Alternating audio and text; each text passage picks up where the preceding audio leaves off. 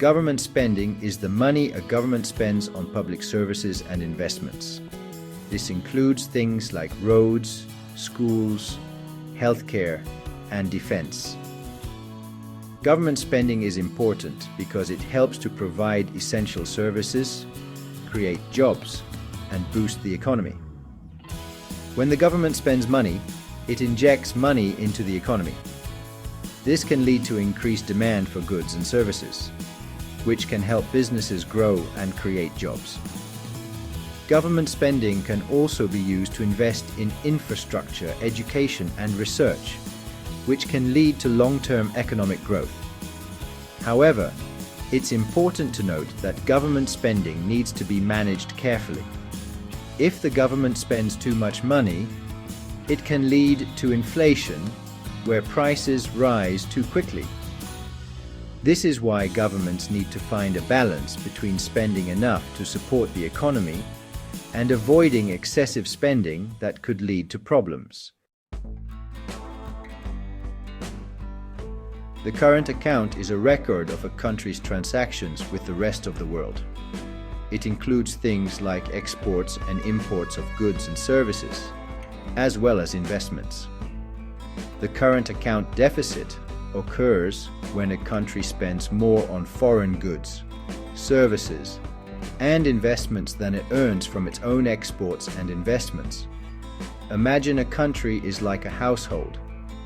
When a household spends more money than it earns, it has a budget deficit.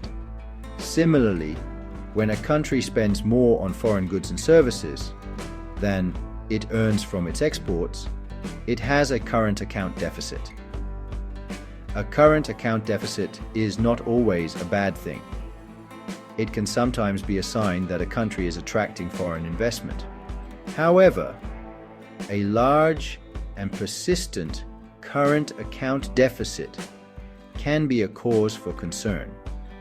It can mean that a country is living beyond its means and may have difficulty repaying its foreign debts in the future. Government spending can have a significant impact on the current account deficit. When the government spends more money, it can lead to an increase in demand for goods and services, including imports. If this increase in demand is not matched by an increase in exports, it can widen the current account deficit. Think of it like this. When the government increases spending, it's like giving consumers more money to spend.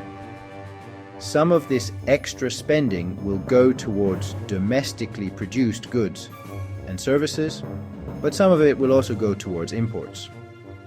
Moreover, if government spending leads to higher interest rates, it can attract foreign investment, further increasing demand for the country's currency. This can make the country's exports more expensive and imports cheaper, again contributing to a wider current account deficit. Reducing government spending is one way to help reduce the current account deficit.